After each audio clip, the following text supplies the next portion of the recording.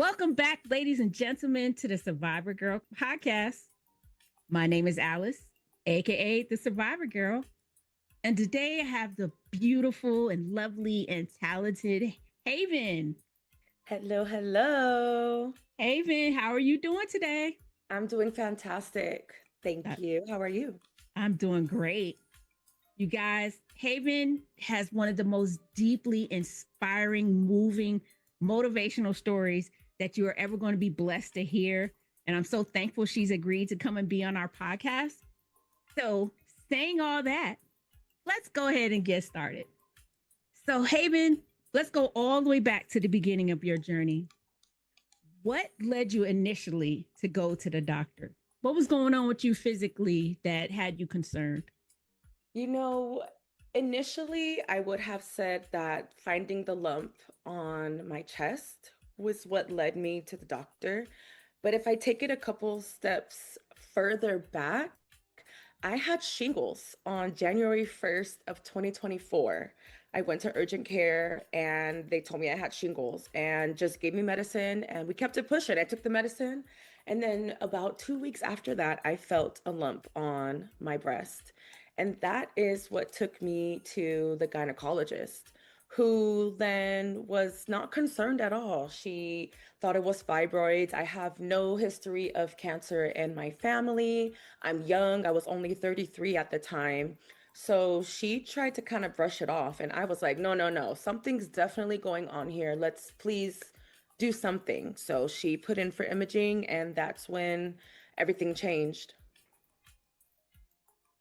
So, what type of cancer officially were you diagnosed with? What stage were you in? I was diagnosed with a stage 4 invasive ductal carcinoma of the left breast. I had lymph nodes involved, and I also had a spot on my bone. So, saying all that, what was or what has been your process of treatment? What have your treatment started as?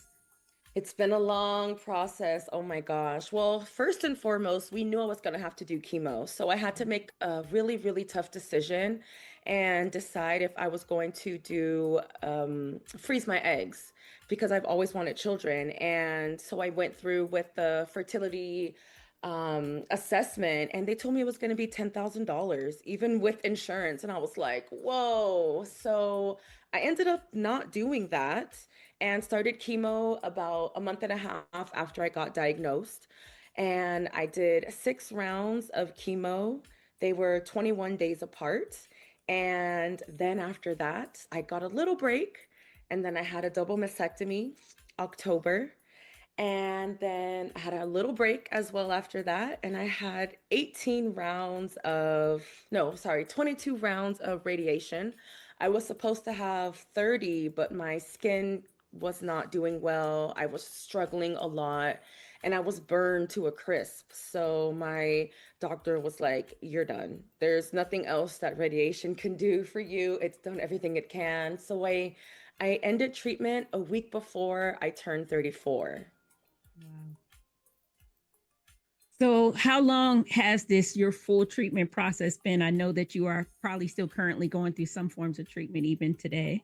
Yes, so I just had my last maintenance shot on May 1st. So that took me to a whole year of treatment. I still have another surgery coming up in 2 months. That'll be for reconstruction, and then I will finally be done. So it'll be about a year and a half that I will be going through treatment to finish this chapter of my life. Wow. So, saying all of that, what's been the most normal thing that you've wanted back during this entire process? That's hard because I can think of two things. One that I've already gotten back, which was my sense of taste. Oh my gosh, I felt like not being able to taste anything while going through chemo treatment was the most cruel and unusual punishment that we could go through. I just could not wrap my head around the fact that everything tasted like cardboard. And unless it was freezing cold, like water or ice cream, I wasn't going to enjoy it. So when I got my taste buds back, let me tell you, girl, I was eating everything. So I gained back all the weight that I had lost during chemo because I was just so happy to be eating my favorite foods again and be able to taste them. I mean, everything down from fruit and vegetables to chicken. Oh my gosh. When I was able to taste the chicken from my dad's restaurant again, I about cried.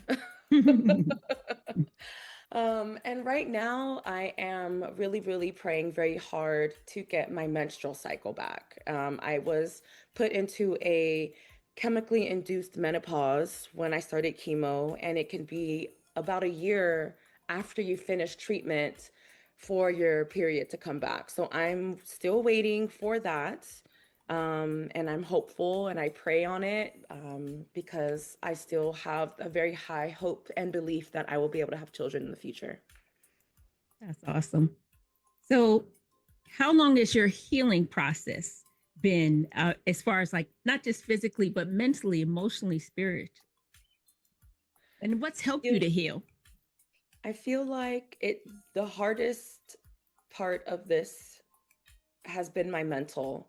To consistently remind myself that I have to smile in order to fight this cancer. I need to laugh. I need to find ways to make myself happy because that is how I'm going to keep the cancer away. And so, working on my mental health has been top priority for me. I do a lot of painting. I dance a lot. I sing. And I go on a lot of walks in nature to just help me get clarity and become connected more with nature and listen to God and whatever He has for me. And just working on my patience and staying optimistic, definitely. The physical part is getting better. I mean, I think the hardest thing right now is the fatigue. I'm still dealing with a lot of fatigue, neuropathy from chemo, the burn marks from radiation. But all of that is minimal compared to the effect that it had on my mental health. And that still goes on. I mean, I cry, maybe not every day, but I definitely cry often just because of feeling like I missed out on or potentially missed out on opportunities to have a family and remembering everything that I went through in order to be here today, the sacrifices that I have had to make, and just the pain that has the fear. And it's a lot to wrap my head around being only 34 and having to live with the fear of recurrence for the rest of my life is a lot to hold on to. So, yeah, my mental is getting the most love right now. Always take care of your mental health. Remember that. So, what would you say internally has changed the most for you since beginning this whole process? Oh man, I have learned to slow down. Um, Physically and emotionally and mentally, all of that. Like I drive slower. I enjoy watching the birds and listening to nature more. I just feel like I live life more slowly to enjoy each moment more. Um, and just I think definitely my mindset has changed. Mhm. I noticed that I'm way more prone to lean towards finding that silver lining than I was before because there is always one. And when I started this journey with cancer, I never thought that the silver lining would be as thick as the cancer was, but it definitely is because I made it so. So I find that silver lining and I hold on to it. That's perfect. That's great advice. And so, what advice would you give to friends and family of someone that's battling cancer? I would say to ask for help. It can be so intimidating to be vulnerable and let people know that you are struggling or that you need help, but they really don't know unless you tell them. So I had to get comfortable with asking for help, telling my family and friends that I'm not doing well so that they could support me in a way that would help me. Um, and so even if you're not dealing with cancer and you're struggling in anything, ask for help because you may be surprised just how many people are out there willing to help you.